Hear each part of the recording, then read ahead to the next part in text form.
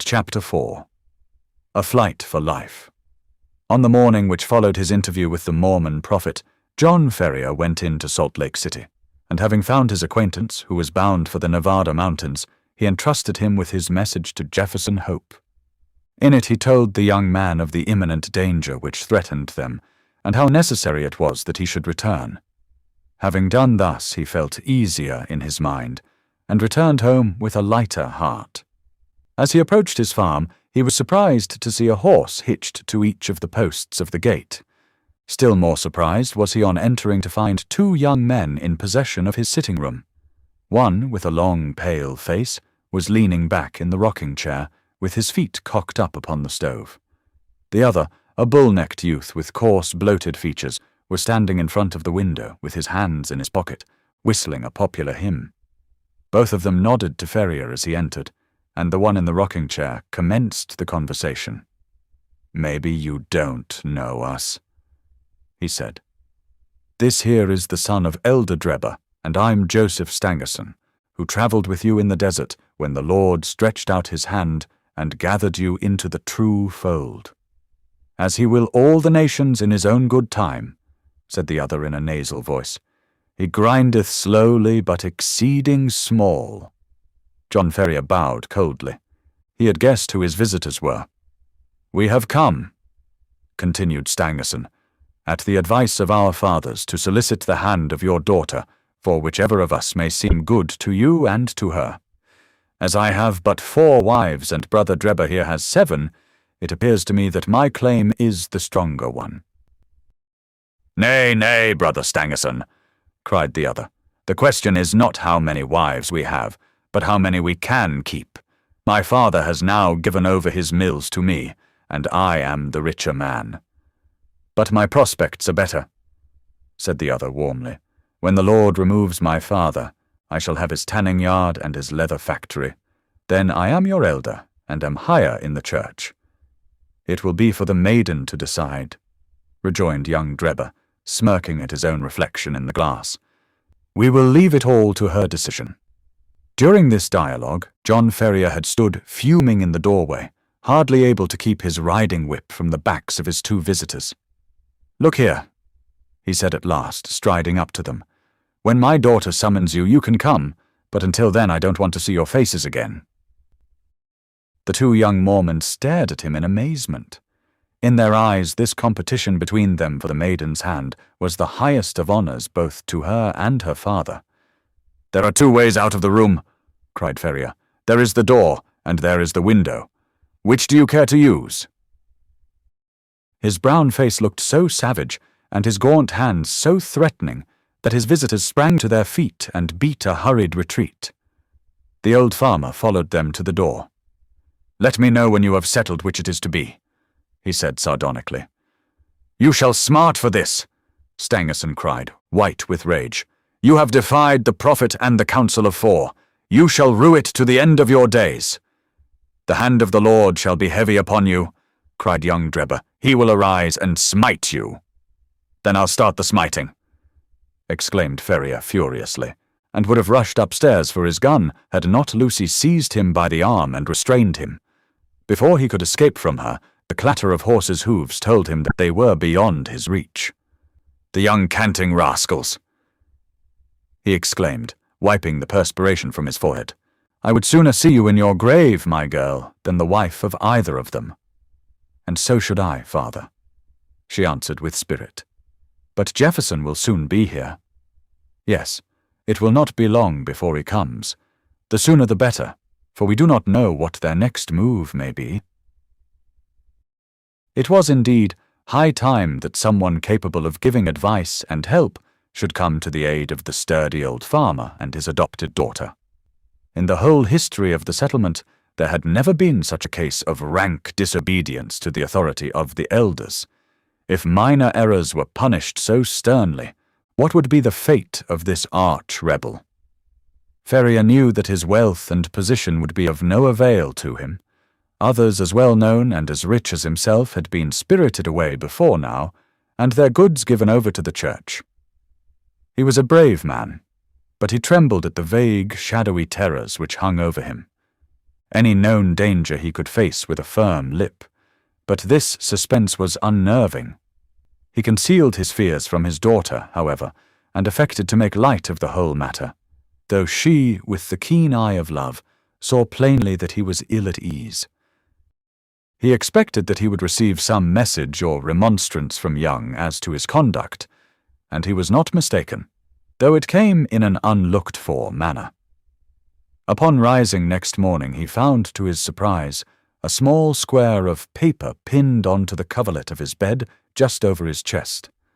On it was printed, in bold, straggling letters, 29 days are given you for amendment, and then— the dash was more fear-inspiring than any threat could have been. How this warning came into his room puzzled John Ferrier sorely, for his servant slept in an outhouse, and the doors and windows had all been secured. He crumpled the paper up and said nothing to his daughter, but the incident struck a chill into his heart. The 29 days were evidently the balance of the month which Young had promised. What strength or courage could avail against an enemy armed with such mysterious powers? The hand which fastened that pin might have struck him to the heart, and he could never have known who had slain him. Still more shaken was he next morning. They had sat down to their breakfast when Lucy, with a cry of surprise, pointed upwards. In the centre of the ceiling was scrawled, with a burned stick apparently, the number 28. To his daughter it was unintelligible, and he did not enlighten her. That night he sat up with his gun and kept watch and ward.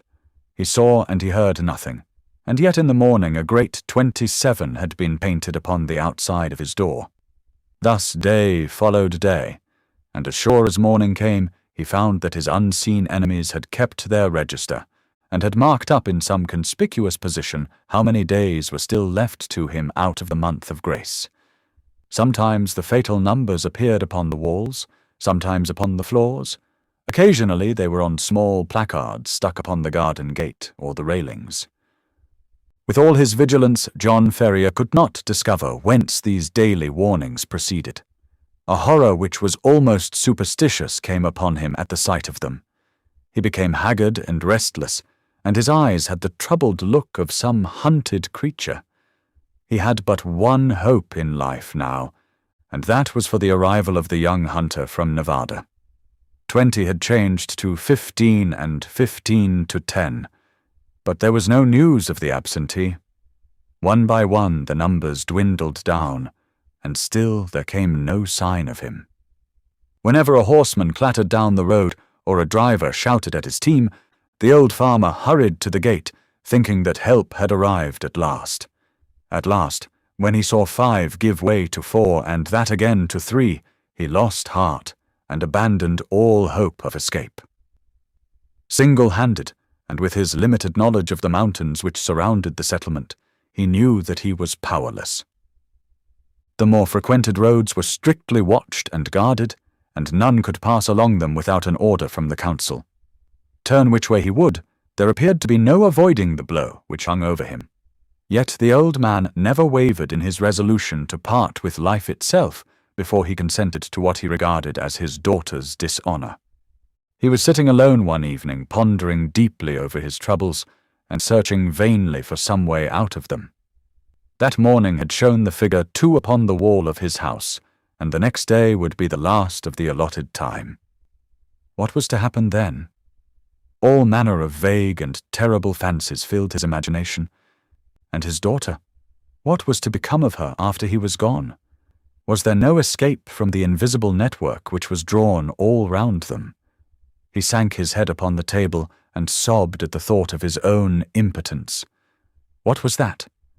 In the silence he heard a gentle scratching sound, low but very distinct in the quiet of the night. It came from the door of the house. Ferrier crept into the hall and listened intently. There was a pause for a few moments, and then the low, insidious sound was repeated. Someone was evidently tapping very gently upon one of the panels of the door. Was it some midnight assassin who had come to carry out the murderous orders of the secret tribunal? Or was it some agent who was marking up that the last day of grace had arrived? John Ferrier felt that instant death would be better than the suspense which shook his nerves and chilled his heart.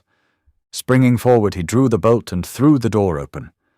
Outside all was calm and quiet. The night was fine, and the stars were twinkling brightly overhead. The little front garden lay before the farmer's eyes, bounded by the fence and gate, but neither there nor on the road was any human being to be seen.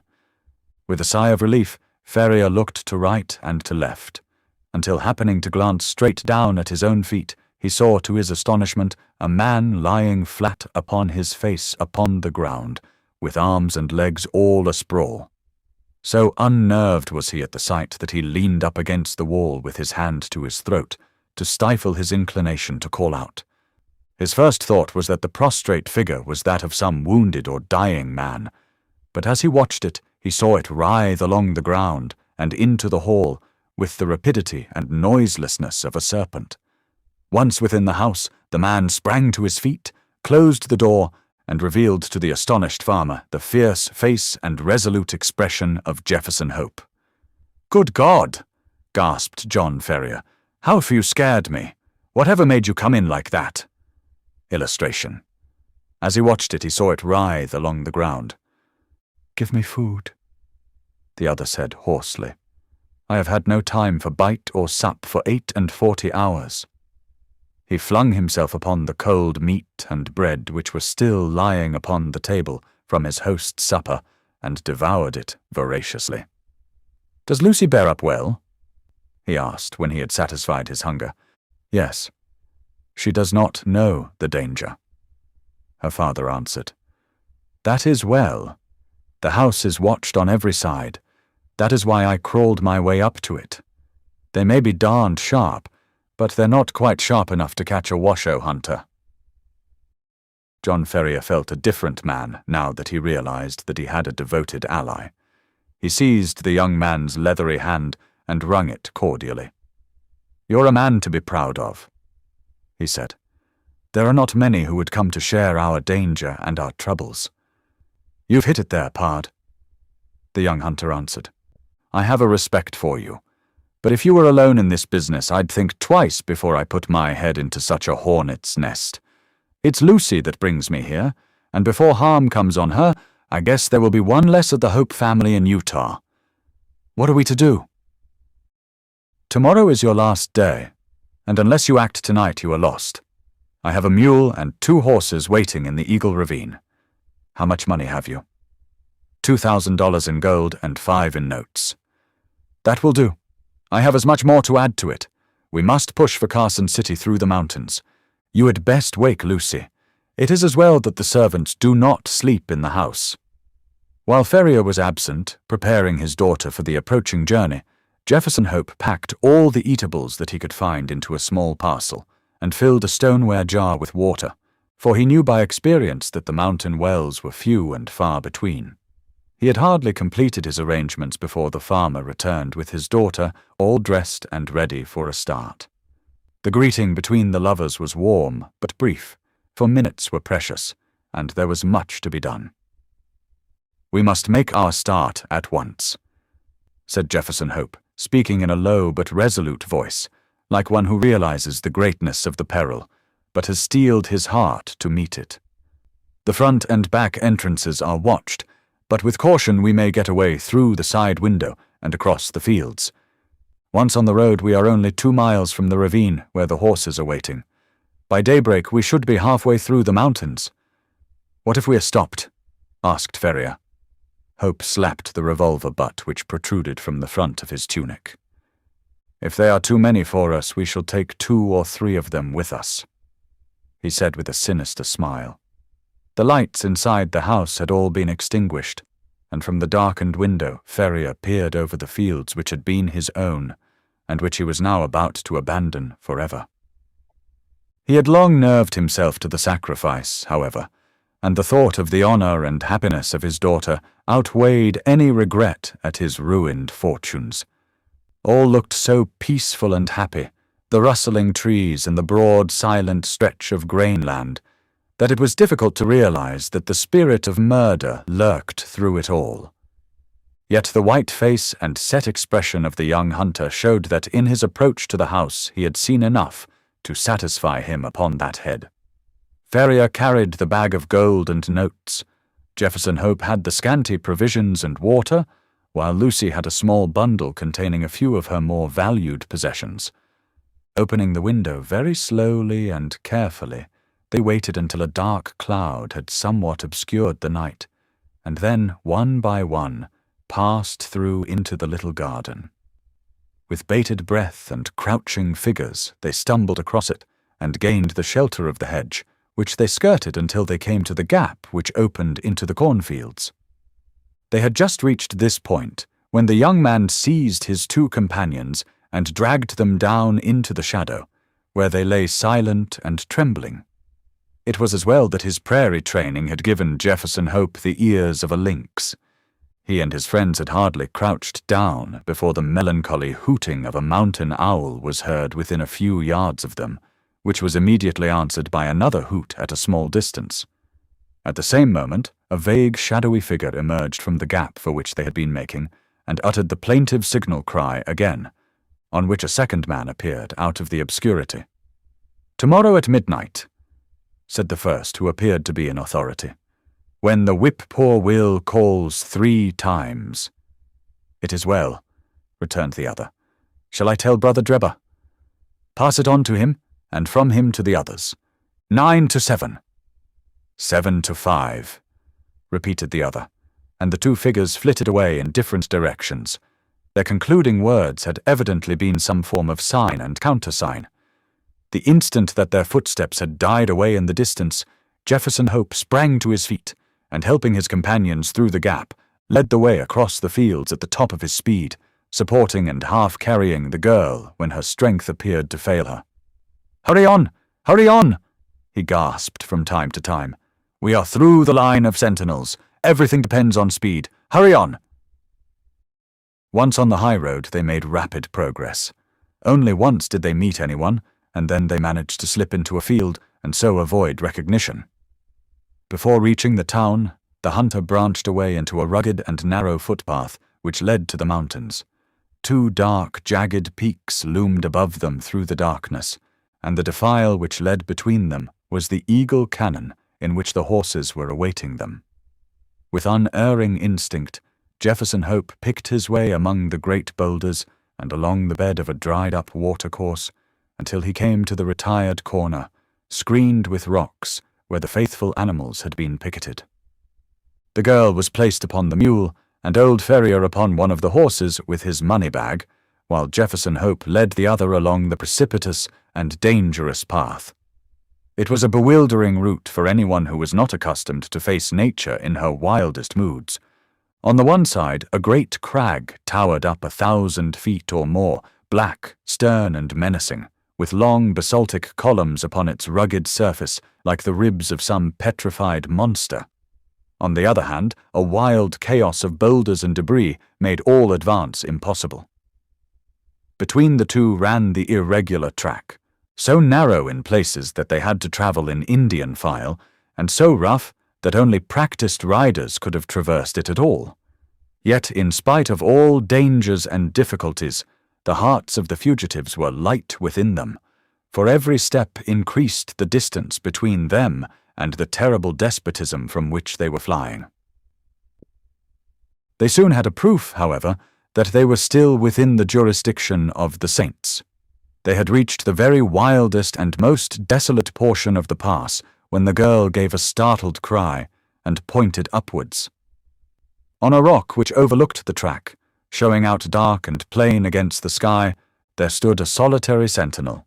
He saw them as soon as they perceived him, and his military challenge of "Who goes there?"